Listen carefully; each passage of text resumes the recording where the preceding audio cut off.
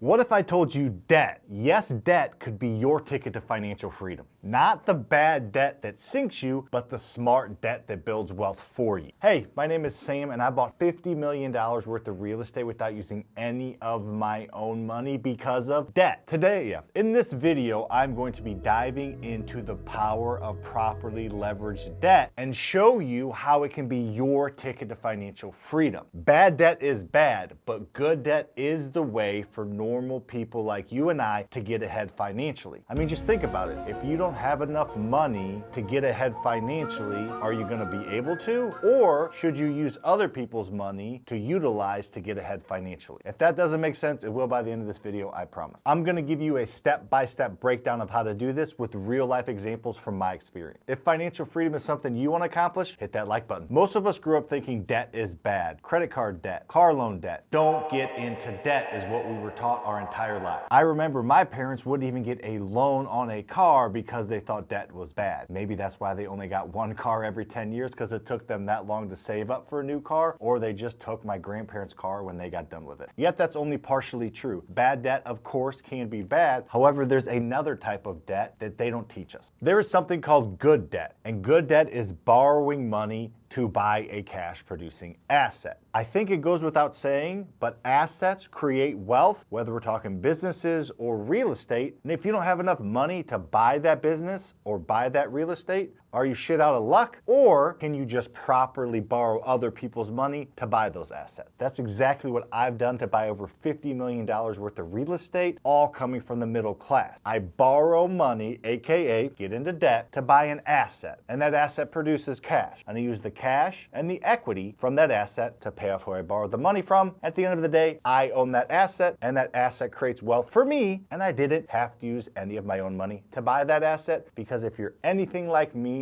especially when I got started, you don't have enough money to buy those assets, so you don't even have a choice but to borrow the money, as long as you understand how to properly do that. Did you know that the average millionaire and every single billionaire leverages other people's money, aka debt, to get where they're at? Well, now you do. So let's talk a little bit about leverage now. Leverage is an extremely powerful tool that allows you to put minimal effort into something to get maximum result, whether you're using a lever to try and lift something heavy or unscrew something very tight, or you're using leverage to create wealth. Either way, it works the same. Most people understand the simple leverage that goes into real estate. Let's say you want to buy a $200,000 investment property and you need to put 20% down. 20% of $200,000 is $40,000. Let's say you have that $40,000 and you put that $40,000 down on an investment property. You now leveraged real estate and leveraged the financial system to use $40,000 to control a $200,000 asset. That is leverage.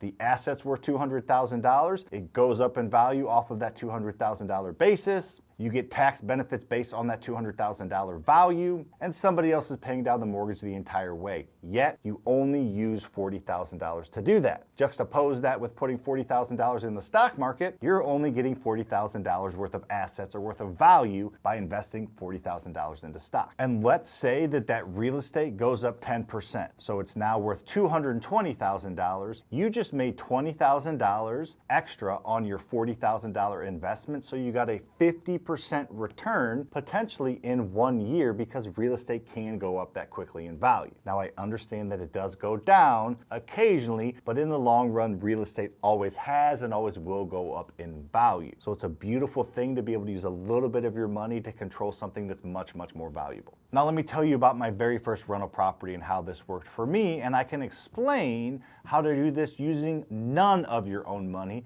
because not everybody's sitting on an extra $40,000. So my very first rental property I bought in 2014, I utilized the buries method. At the end of this video, I will shoot you to another video that explains the method, so let's not worry about that right now. But I used the buries method to buy a single family rental property. In fact, I borrowed $100,000 to buy it and fix it up. I did a ton of the work myself. I was there almost every single weekend for several months in a row doing the work, because I only had $100,000 that I borrowed to buy it and fix it up, so I had to do a lot of the work. At the end of the day, the property appraised for $125,000, and I got a loan based on that $125,000 of $100,000. I paid back my initial lender their money, but I didn't quite have enough to pay back my private lender. If you want to know the whole story of this video, check out this card up here that talks fully about this example. But just know I had none of my own money in a deal that was worth $125,000 and I owed $100,000. So I had $25,000 of equity using none of my own money. While I wasn't able to retire on that, what happened next did allow me to retire. This property was a perfect example because over the next 10 years, this property went from a value of $125,000 to a value of $250,000, and the $100,000 mortgage got paid down to about $70,000. So I had $180,000 worth of equity, which equity is the new value of $250 minus the new debt of $70, gave me $180,000 of tax-free equity in one deal that I bought using none of my own money. This doesn't even mention the cash flow of $250 that I've gotten every single month for the past 10 or 11 years, and this doesn't even mention all the tax savings and benefits that I've had for owning real estate. See, that's the power of leverage, aka debt, using other people's money if you use it the right way to buy an asset that's gonna go up in value and that's gonna produce enough cash flow to pay off the debt. See, I collect about $1,500 a month on that property. That's more than enough to pay my loan to the bank, pay my real estate taxes, my insurance, and all the other expenses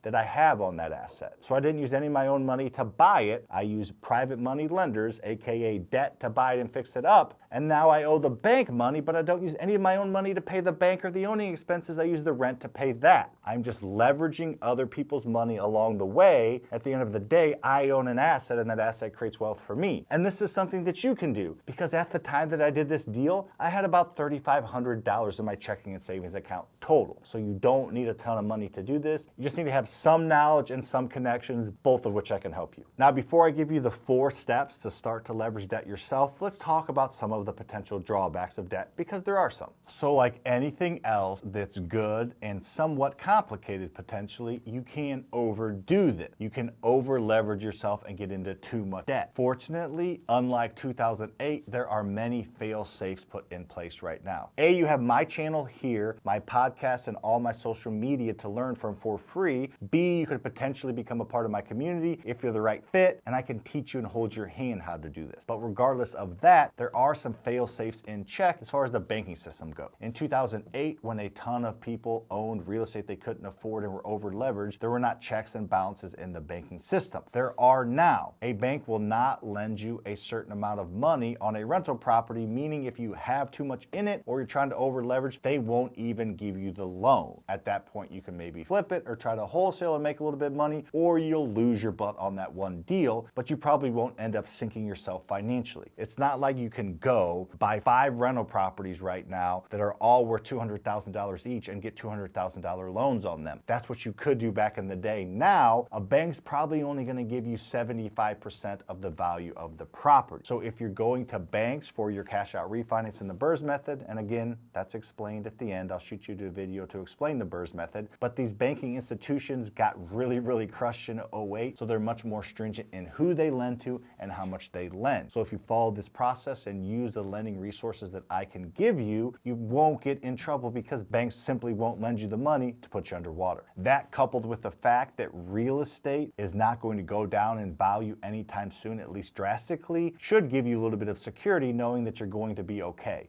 There is far too little supply for real estate to dip down. We had an overabundance of supply in 2007. We have a very much underabundance, if that's even a word, right now. So real estate's not going to go down in value drastically simply because of supply and demand. There is far too little supply to meet demand, therefore prices will remain steady, maybe slightly go down, but most likely go up. All right, let's give you some actionable steps. Step 1, educate yourself. There is more free information on social media, on podcasts, and with AI than ever before in human history. Don't take that for granted. Use chat. Use Grok. Use my free AI chat at samechat.io or check out the description for that link and get as much knowledge as you can. Step 2, find a deal. You have to get a deal to make this all work. And the beautiful thing about real estate is go find a distressed property, leverage other people's money to buy it. If you don't have the money raised yet, just go ahead and sell that property as a wholesale or flip it. You don't have to have everything lined up, but you do need a deal. So educate yourself and go get a distressed property. I talk about that all the time on this channel and on my podcast, and I even have some software that can help you do it. Check out the description for that as well.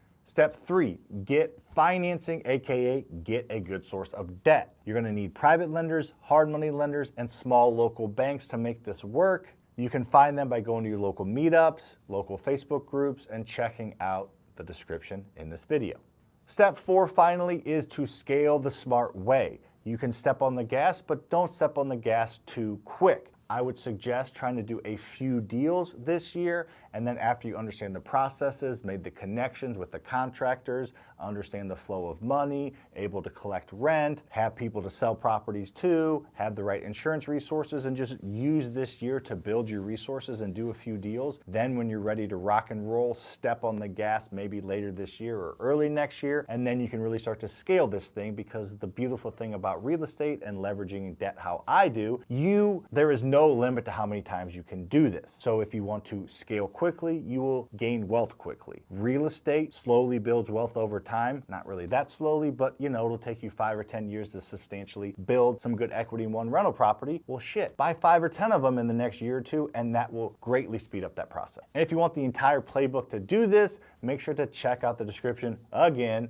and go to my free rental webinar to learn how to do this all for free. I don't collect your phone number or your email address to get that training, so it's legitimately free, no strings attached. Debt can be scary if you don't use it right, but I think relying on your 9-to-5 job is just as scary, if not more scary. You have no control over what your boss does or what your company does for the most part, so you have no control over if they make a bad decision and have to take a bunch of job cuts, or if the economy slows down, which it kind of is right now, and there are a bunch of job cuts because of that. Having the skills to buy and acquire real estate and having the knowledge to own that real estate long term gives you a ton of security that no other investment, no other job can do. If you want to learn more about how to do that, make sure to subscribe to this channel, hit that notification bell, hit the like button, and I will see you on the next video. Check out this video over here that talks about the buries method. Peace out.